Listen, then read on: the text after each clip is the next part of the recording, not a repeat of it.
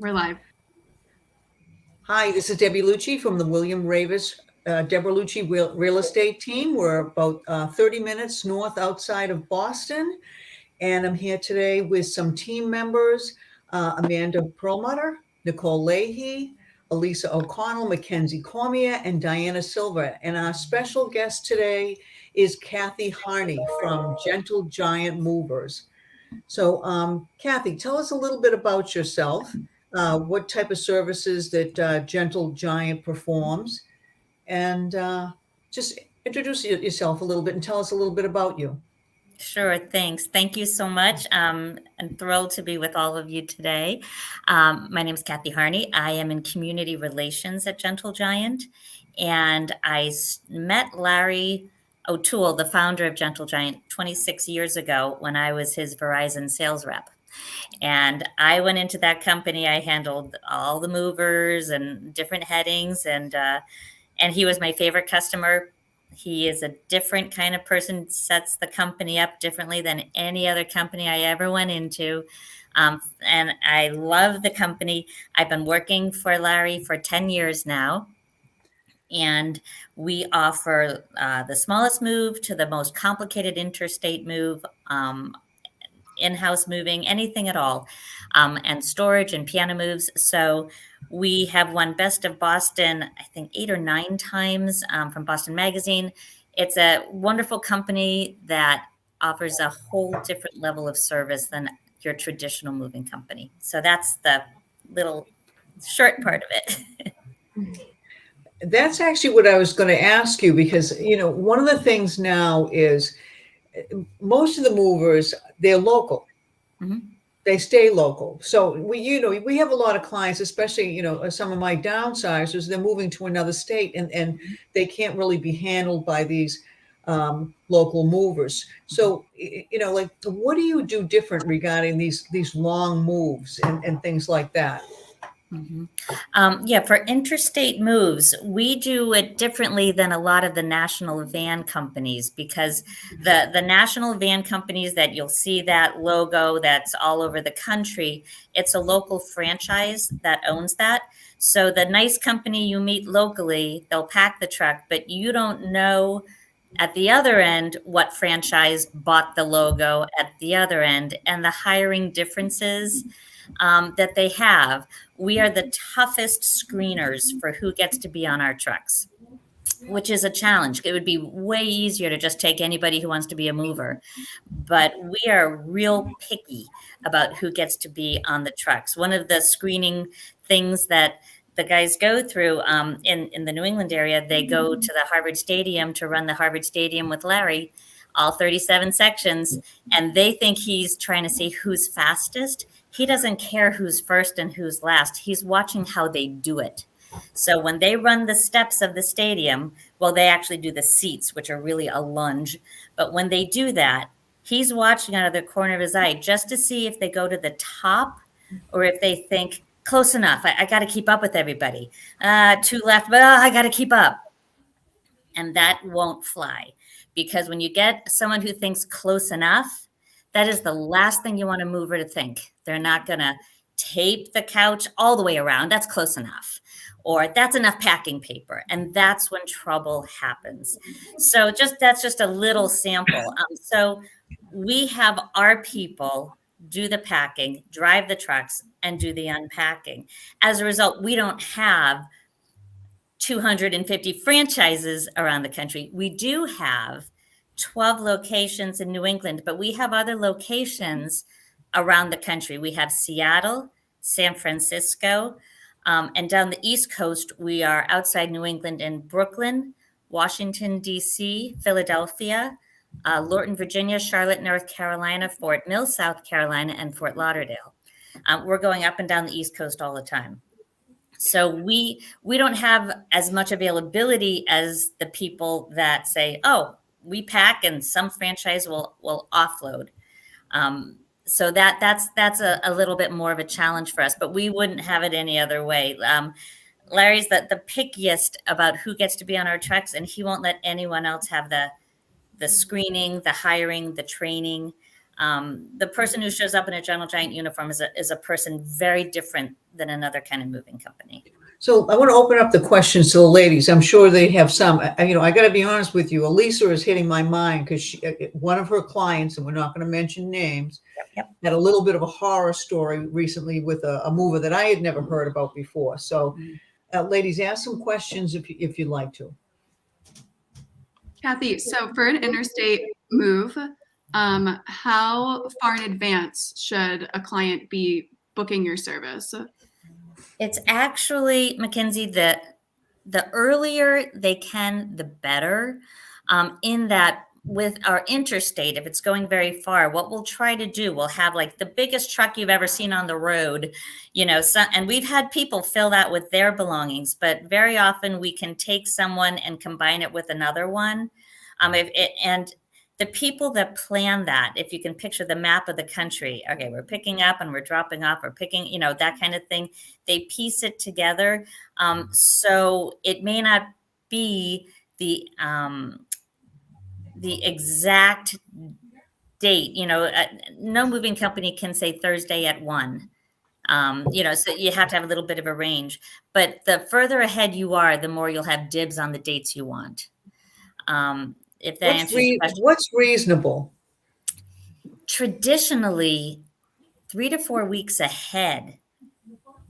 But in the fall, the whole labor shortage has hit every market. Moving's no different, and us especially, because we're picky on top of, when you do get people to apply. So availability is the wild card these days. We won't just throw someone on a truck because they say, yeah, I'll work for you. It's like, doesn't work that way with us. So there was a point in the fall where we were saying to people, when you list your house, get a mover in there to start an estimate process, because ultimately you kind of know where you're going to go, if not the exact street address. Like these communities, it's not Andover, North Andover, or Philadelphia. It's Andover, North Andover, or a few other towns I hadn't thought of yet. So they can always adjust the estimate based on where you're going. If you end up downsizing more than you thought, the actual move will be less than, it can always be tweaked. But the challenge is when you say, okay, we have a PNS signed. Let's call a moving company and get an estimate. Oh, let's find out they can't come out for 8 days because it's the busy season. Then you get the estimate, and then let us think about it for a couple of days. You've lost 2 weeks in the process.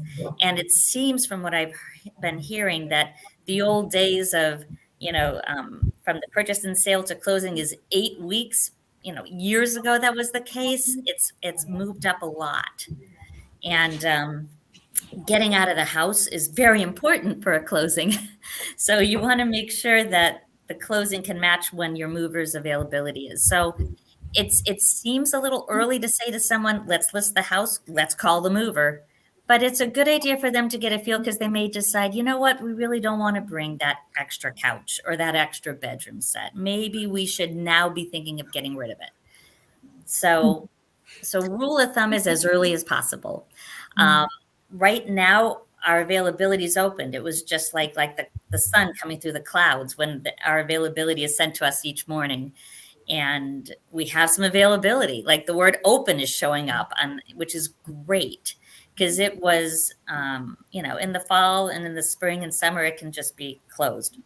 Mm-hmm. So, yeah. Kathy, if they're going to a different state, do they get a tracker, kind of like UPS or something? You can see where your shipping is, do you get anything? Well, we have in-house, we have a move coordinator. Every shipment, even if it's, can somebody come and move the armoire to the second floor, you get a move coordinator. And that's someone that you can call during the day, all day, and they know exactly where everything is. I saw some feedback from a customer in California who said, your truck, you said you would come this day, this time. And the truck from Massachusetts to California did show up within a half an hour of when we said, which is amazing. So yeah, they know where every truck is at all times. So yeah. Okay, so they would just call that person. Oh yeah, they're in constant touch. Absolutely. Great. And someone I saw yesterday in their feedback, they said it was a complicated interstate move. and their closing got changed. You'll appreciate this 6 times. It was new construction, and their move had to get changed 6 times. Yeah. And but they said that the move coordinator and the salespeople, they were just so wonderful, and they worked with them, and it all worked out. So it can be stressful, as you know. It's hard because, in the builder's defense too, they can't get kitchens, they can't get bathrooms, so they don't even know when they're closing, Yeah, it's hard. Right. The occupancy permit, all that stuff. You get these lovely brand new luxury developments, and the people bought them last year, and they're supposed to be done. And then you can't get in because they don't have the occupancy yet. So it's a challenge for sure. So Kathy, what happens in that case where if you have to be out of your current home, you're moving into new construction and you can't get in? Do you unpack your truck or do you leave it on the truck? What do you do with their belongings in that interim? It's a variety of solutions, I think. Sometimes we can do overnight holds, or when we know that's going to happen, what we'll do is we'll rent a separate truck because, as you could imagine, each truck is spoken for each day.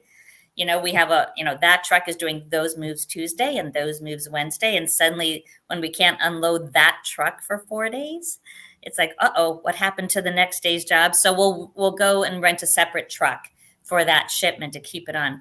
We don't like to keep it on, depending on the weather, depending on the time of year, for more than a few days, in case there's any rain or something, because as the guys have told me at dispatch, the newest truck isn't perfectly watertight, and so it's a challenge. Water's the enemy, for people's belongings, for sure. Just general. Does Gentle Giant have any storage? Oh, yes, we have 110,000 square feet right in Wilmington. Our biggest storage is right in Wilmington. And if you guys ever have a day when the world is the world and you want a tour, I'd be happy, or even your clients. Sometimes people want to say I want to see where it's going. I've given tours to professional organizers, and different realtor offices have come to see it. It's really educational, just to see what we do, how we do it differently. One big thing we do differently for storage is when things are going into storage, things that are wrapped up in boxes get a little, like a UPC, little blippable bloop on it, like you're at Stop and Shop. And that way we have a controlled inventory. So when the people say, I will need this out of storage, and they get a picture inventory of everything. So they say, I want those 4 boxes, that bureau, that bedroom set. And we know where everything is. We had a salesman got a crisis call at 6 a.m. from a customer. They had water damage in their house. Everything from their first floor had to be put into storage. They were going on a trip and they forgot their passports were in the desk. The desk is now in storage. They were going to the airport, and this stuff that we knew was going to be in for 6 months, so you can put it in the warehouse a little deeper than something that's there for the weekend. Within 2 hours, we had those passports out. Wow. So and that's so it's kind of like Raiders of the Lost Ark, the warehouse. It's like, the big vaults and vaults and vaults, and then you walk some more, then the lights go on and it goes another football field. It's really cool. Is it climate controlled? It is. And that's something for you all to know when your clients are asking for storage. Climate controlled to the general public means there's a roof, it's not going to rain on it. What you want is temperature controlled, because temperature is where the fun happens. So it can get overheated in the summer. It can get too cold in the winter. And if it's consistent, it's one thing, but it's the variations that cause moisture, almost like the potato salad and Tupperware at a picnic. The sun's beating on it. And it's like things happen, science happens. And when you have stuff that's not temperature controlled, that's where little moisture can become mold and things just get really damaged. But our warehouse is kept within 15 degrees. That's all 110,000 square feet. But then we have climate controlled, and that's a special humidity within 5 degrees. It's just beautiful. It's where you would put the valuable artwork, valuable papers, or if you're a composer, your music's in there, and pianos need to be in climate controlled. They're very sensitive beasts, so they and you can see the climate controlled stuff too if you come up to the warehouse. And it's very secure. There's only one person has access to it. It's not like a secret code, I had a gentleman that his wine cellar cost about $250,000 to build. So when he was moving, he needed a place for his wine in storage. Yeah. Yeah, there's a lot. It's mostly art. I don't want to exhale when I'm going by some of the things that are labeled there. I'm just like, oh my gosh, don't touch it. It's beautiful though. But your skin would be perfect if you got to sleep there, because it's just perfect. What are Kathy, how do you? Sorry, go ahead. Go ahead, Kathy. Oh, I was going to say, how do you protect the? So if somebody's moving something, and accidents do happen, what happens if there's any damage to the walls, or there's a scuff, or to the actual the furniture, and how are you guys protected? So sure. Basically, we hold ourselves accountable for anything that happens. And one of the things we do is we follow up with every single shipment, customer, job, proactively to make sure everything went okay. And it's not just to hear tell us how great the guys are. It's actually did everything go okay? Is there anything that went wrong? Let's address that. We have a quality control department that exists just for that purpose. And what we do is there are people that work there all the time, but we also rotate the movers in to work in quality control for 6 months at a time, which is great because they know the job. They know if something happened, why it happened. It also educates them for when they get back on the trucks. They look at things totally differently because they've seen the other side of things. So we fix it. I tell you, we got a call from a realtor in the Boston area. There was a sweet old lady was moving out of a house. And when she said, careful with the railing, because a couch had to be hoisted over the railing, what she was really saying was, it's totally rotted out. And if you bump it the slightest, so sure enough, it just went plunk down. And he called in a panic because the closing can't happen now because there's something that's not safe, because there's a railing, it should be a railing. And he said, I don't know, I don't expect you guys to, I called quality control, and we had a carpenter there that night at 6 o'clock. So there's Larry, when I first started the job, and I said to Larry, I love you guys, but what should I tell people? And he said, any company can have a lucky day. Like the worst company can have a lucky day, but the best company can also have an unlucky day. But on those unlucky days, that's when you find out who you're dealing with. And you want to be with a company that's going to see it through till your customer's happy. And especially with you realtors, if you're recommending someone, a company, if we're lucky to have you recommend us, your reputation's on the line as much as ours, because they're going to turn to you and thank you, or turn to you and say, that didn't go so well, So we take it to heart, recommended by someone or not. Every customer is fixed. We see it through. We see it through.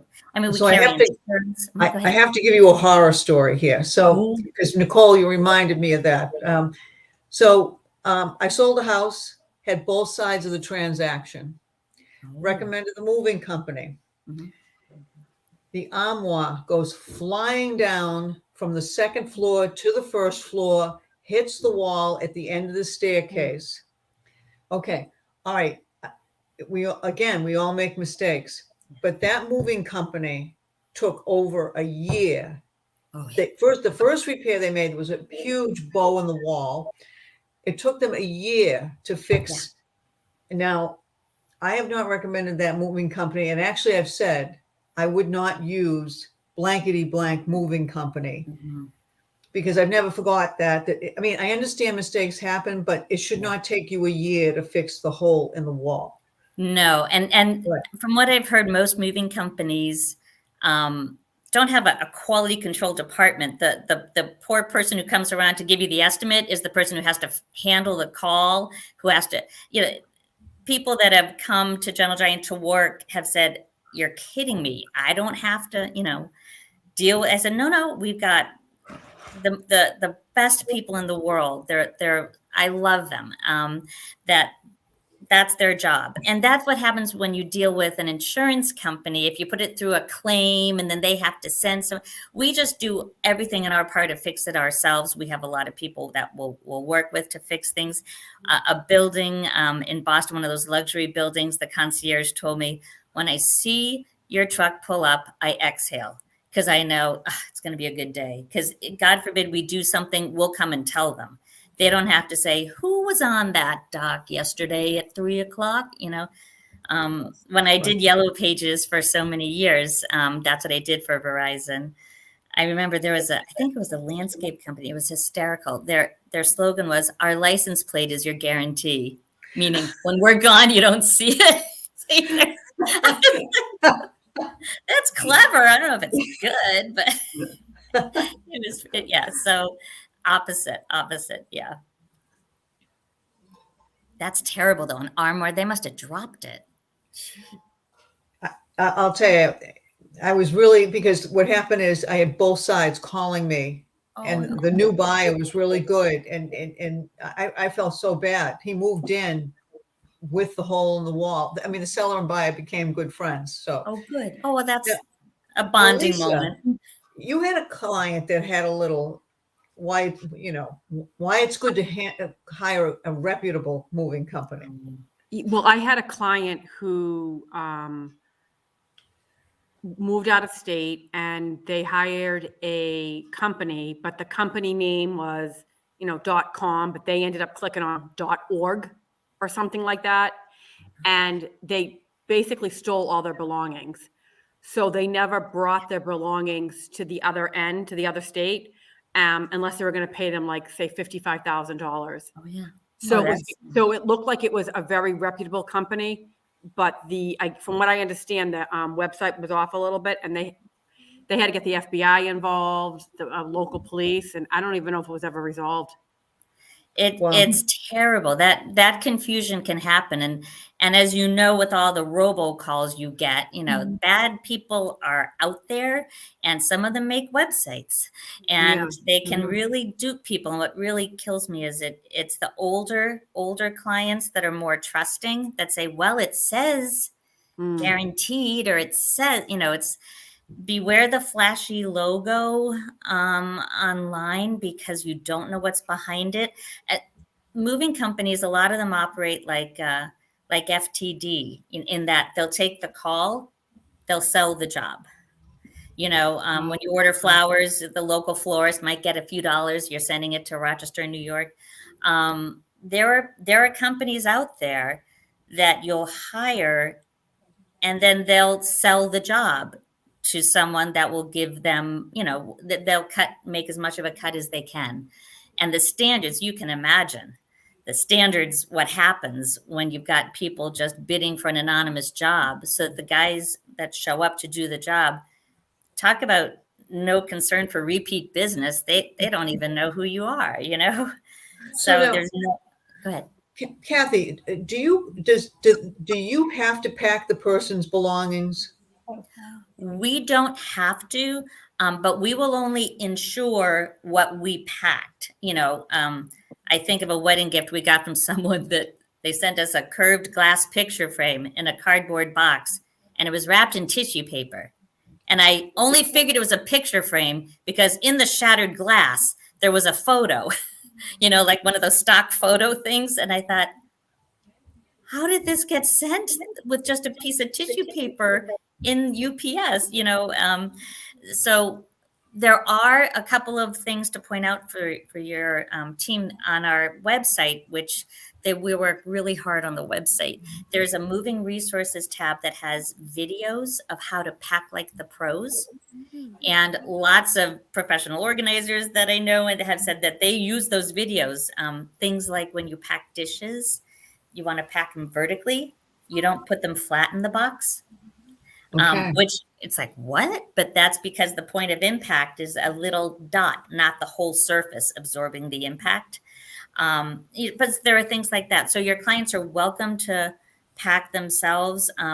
If there's anything really fragile, we tell them you might want us to pack it just because the movers they pack things like that all the time.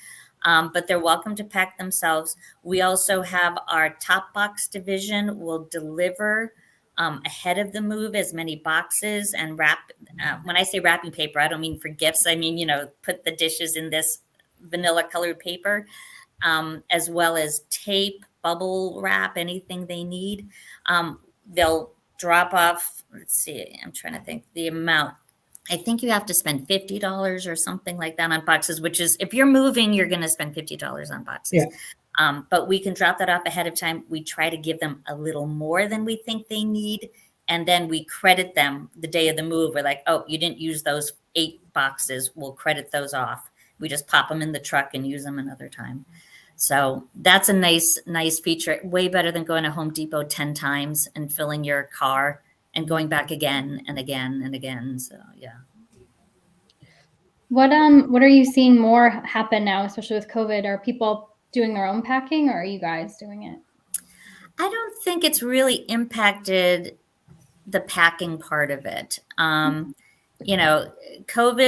was most definitely a challenge, for traditionally one of our hallmarks is when the crew comes in, they all go and shake the customer's hand and introduce themselves. Every one of them. That changed. We would just have the crew chief, Matt, come in and do the walkthrough, just one person do the walkthrough with the customer of, just to confirm this is going, that's going, etc. And then have the customer leave. And then we FaceTime them with any questions or that sort of thing, just to minimize that type of thing. But thank goodness we were, we're here, we're okay. It was a real challenge, as you know, with your open houses and broker tours and all the things that used to be normal got flipped upside down. Yeah. Are there any trends in the moving business that we should know about? Oh, let's see. Trends. Let's see. It's one of those labor jobs that there's, I would say, well, sustainability is an important trend. And that's something that we focus on very much. We're a sustainable business leader and the Sustainable Business Network, which is awesome, considering how much cardboard and paper that we deal with. So the focus on that, I think the more responsible companies are cognizant of the fact that they have a very big impact in that regard. What's nice about our storage, in Wilmington, if I ever bring you all there, it's they're wooden crates that are held together with these big metal clamps. And, so it's not metal, it's not, that. And the reason we do that too, is because there's a little more breathability. It's not like a Tupperware container. There's just a little bit more air exchange there. That's better for what's inside. But I think that's really it for trends. That's a good question. I'll think about that some more and let you know. But it sounds like too, Kathy, your company is great with technology. The fact that they can find that passport, I mean, I gotta be honest with you. If I'm thinking of some of the other companies I know about, they'd still be in the state. They would not have traveled. It's true. And even at the warehouse, Tom, who manages the warehouse there, has, I call it Christmas morning for Tom. He has a rug rack, which it looks like a little high-rise apartment building of these little metal scoops, and it's where the rugs go, so that each rug has its own little apartment. so that you don't have rugs on rugs on rugs. It's like, I think the O'Brien's is there underneath the, you're like one of those things. And that's good, excuse me, too, because of, rugs, rugs are another science experiment where you really want to have them cleaned before you roll them up and put them in Tyvek. Otherwise, it's not pretty. It's not pretty if you unfurl it, because you find out that there might have been residents in there and things are different. So yeah, and it's the cleanest house. I'm not saying that people are messy. It's just you really want to get it cleaned before you store it is best practice. Does anybody else have any questions? No, this was great. Very informative. Oh, I'm so glad. And truly, if you want to come to Wilmington, it's they love visitors. Yeah. So Kathy, if the clients want to hire somebody from Gentle Giant, how would they get in touch? Their best way, as much as it sounds anonymous, is to call the 800 number, which is the 1-800-442-6863. We all work as a team. I'm not in sales. I don't do the estimates. I'm here to be an extra resource for you, for your clients. And I answer my cell phone nights, weekends, holidays. My family will attest. I answer every robocall because it could be someone from Denver, so I answer all of them, and I'm thrilled to help people if they need anything at all. But yeah, the 1-800 number is the best way. And we have people in-house that can give an estimate over the phone if that's what works best for people. They'll literally go through the house with them, like in your bedroom, like is it a queen size bed, etc. Or we can send someone out as well. So that's a nice thing. The people in-house are amazingly accurate going through it. And then the people that come into the house, it's great because they can see, is that a difficult staircase and that sort of thing. Do you move in Boston? Oh, yes. That's a challenge. Yeah. They love us on Beacon Hill because we'll shovel the street. We shovel the street because we got to get in there. Right. Yeah. I was in Beacon Hill with some friends, and there was Rudy and his crane, because we have a crane, our own crane, big purple crane, and getting a Steinway into a third floor walk up through the window in Beacon Hill. That's fascinating. So what I'm kind of gathering about this is your company seems to me extremely organized. Okay. Yes. And, I think that, you might be able to go with somebody local. Maybe they might be a little bit cheaper, but I know for myself, moving several times, when you get to the other side and your items are broken, or somebody, again, maybe in the North End, trying to take that white couch and throw it up the stairs, and now it's got a dark line behind it. Mm-hmm. So it sounds like it's a worthwhile investment, hiring a company that's very organized and it has thought everything through. So absolutely. I just want to say thank you so much for joining us today. We really enjoyed having you. Oh, it's so nice to see you all, and thank you so much for the opportunity. I really appreciate it. Thank you. Thank you so much. All right, so keep Gentle Giant in mind. All right, take care. Thank you so much for joining us.